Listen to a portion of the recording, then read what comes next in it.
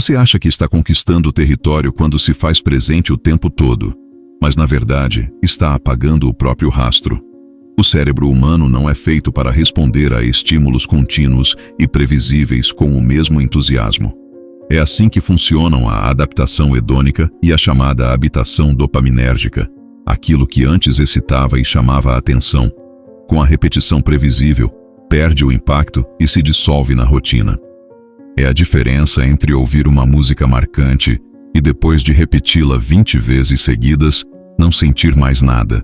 Sua presença constante e sem variação se torna como um ruído de fundo. No início, ela nota, reage, sente. Depois, começa a não perceber mais. A previsibilidade mata o contraste, e o contraste é o que mantém a mente dela ligada em você. Não é sobre ser ausente, é sobre saber aparecer com ritmo. A frequência correta cria expectativa, e a expectativa é combustível do desejo. A disponibilidade infinita é como açúcar demais. Enjoa e deixa o paladar insensível. No campo emocional, isso significa que quanto mais você responde instantaneamente, quanto mais se antecipa às necessidades dela, mais você retira dela a experiência de sentir falta. A ausência moderada funciona como tempero. Aumenta o sabor do reencontro. Sem pausa, sem lacuna, sem espaço para a imaginação, o vínculo perde o calor e entra em modo automático. A química emocional precisa de oscilações para se manter viva. A solução não é desaparecer para provocar insegurança, mas sim criar cadência. Cadência é quando você escolhe responder de forma deliberada, não automática. Quando troca mensagens e encontros em um ritmo que permite que ela sinta a sua falta antes de você reaparecer. Isso significa substituir quantidade por qualidade, trocando check-ins aleatórios por convites claros, com hora e duração definidas. Uma simples frase como "fecho agora e te escrevo depois do treino" comunica que sua vida tem movimento próprio e que o seu tempo é estruturado. Ao aplicar isso, pense como um ímã. Um ímã não gruda o tempo todo. Ele mantém uma distância precisa para exercer sua força. Quando você está sempre colado, o campo perde intensidade. Quando está distante demais, o vínculo enfraquece. O segredo é encontrar o ponto de tensão em que a energia flui nos dois sentidos. Se quiser sentir essa diferença na prática, experimente o teste de 14 dias.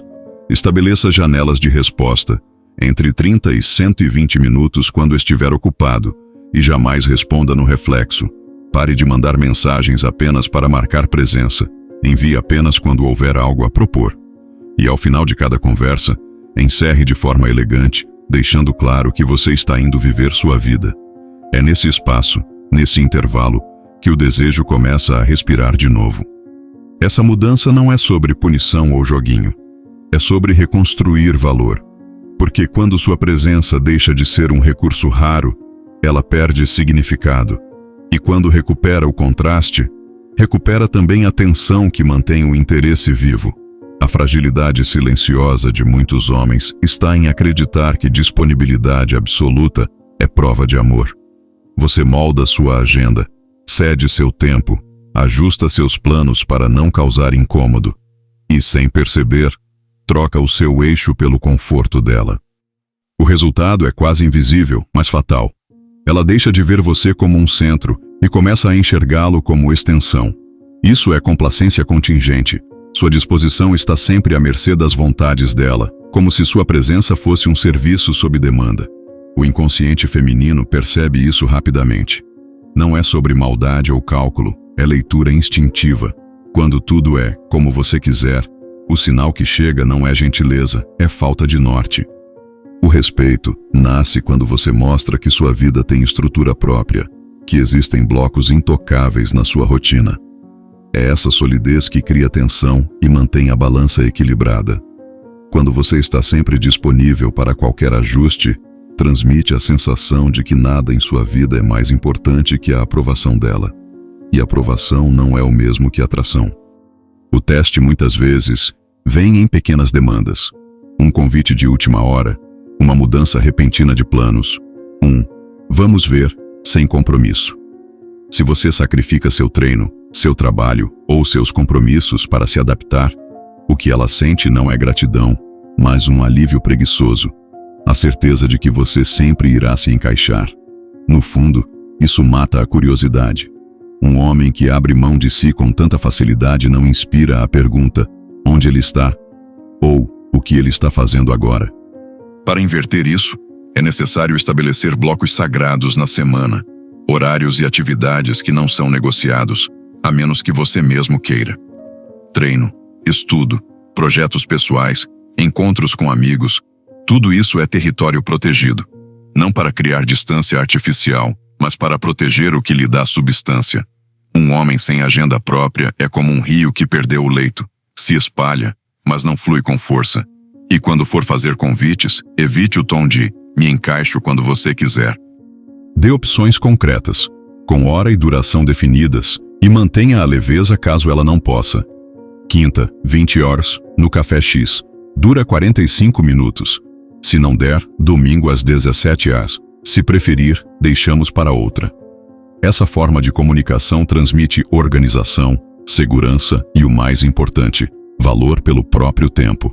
É também uma forma de mostrar que o encontro é um evento inserido na sua vida, não o centro dela. Use uma frase de ancoragem como bússola. Gosto de planejar o que é importante. Você entra nisso? Improviso não. É direta, mas não agressiva. Mostra que sua atenção é um recurso consciente e não uma torneira aberta. Quando você deixa de ser o garçom emocional e se torna o anfitrião de sua própria vida, a dinâmica muda. Ela não vê mais um homem à espera de ordens, mas alguém que a convida para um espaço com regras, ritmo e propósito.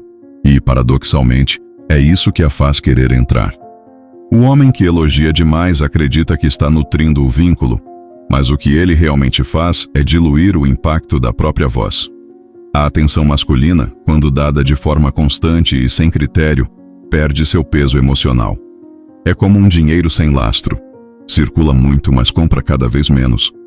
A economia do elogio funciona de forma parecida com a economia real. Excesso de oferta desvaloriza o bem. Quando cada gesto ou frase dela recebe um "você é incrível", "você é linda", "você é especial", isso deixa de ser destaque e passa a ser ruído previsível. A mente feminina é sensível ao contexto do reforço positivo. Elogios soltos, desconectados da realidade do momento, sinalizam mais sobre você do que sobre ela. Transmitem que você está tentando agradar para garantir reciprocidade e não porque algo genuíno despertou sua atenção.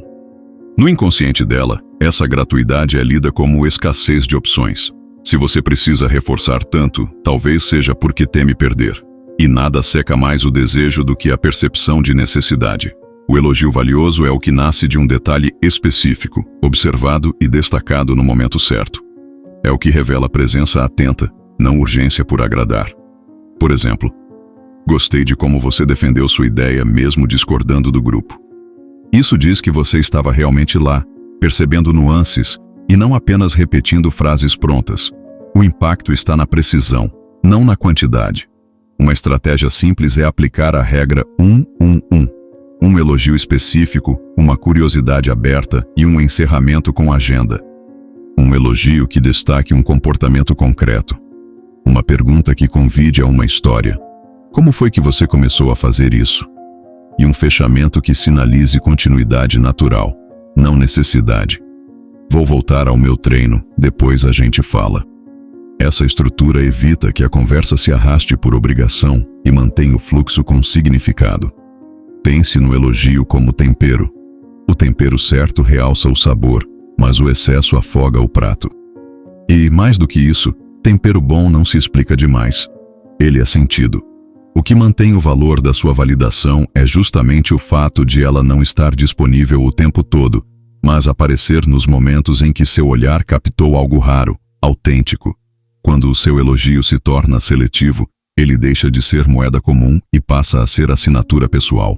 Não é qualquer palavra, é sua marca, seu olhar, sua percepção. E essa percepção, quando rara e sincera, é o que desperta nela a sensação de estar diante de alguém que realmente enxerga. E que justamente por isso, vale ser enxergado de volta. Todo homem que gira exclusivamente em torno de uma mulher está condenado a perder o centro e, com ele, o respeito. A teoria da autodeterminação diz que a atração real nasce de 3 pilares: autonomia, competência e vínculo. Sem autonomia, você não é visto como um homem em movimento, mas como alguém que aguarda instruções. E desejo não se constrói sobre inércia. Quando a sua agenda, suas metas e seus interesses são constantemente reorganizados para se adaptar a ela, a mensagem é clara. Sua vida é moldável, dispensável e sem eixo. Não importa o quanto você se justifique dizendo que é por amor ou consideração. O inconsciente dela registra outra coisa: fragilidade estrutural. E fragilidade não inspira fascínio, inspira tédio. Um homem com gravidade pessoal não precisa anunciar que é ocupado. Ele demonstra.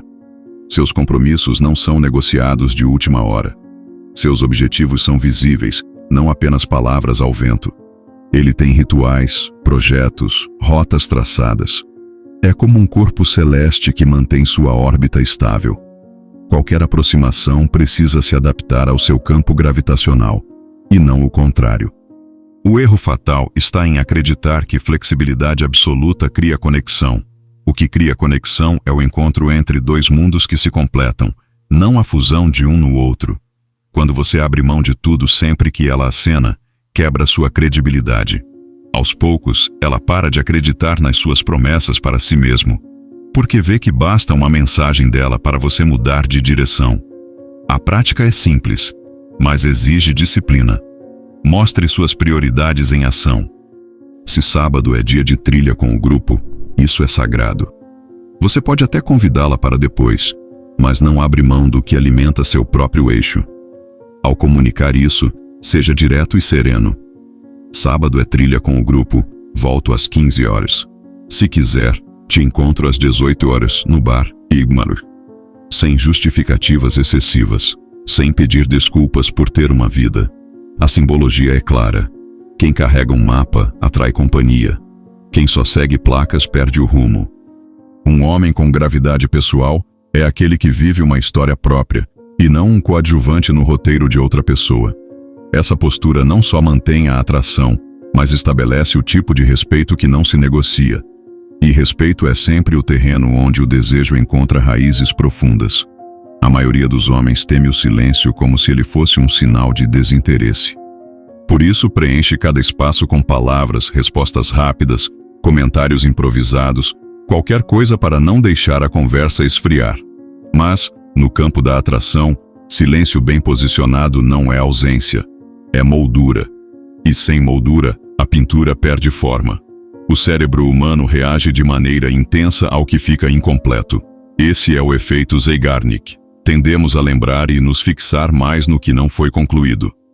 Quando você encerra cada interação com algo aberto, uma história pela metade, uma pergunta que fica no ar, um detalhe não explicado, você aciona na mente dela um mecanismo natural de curiosidade.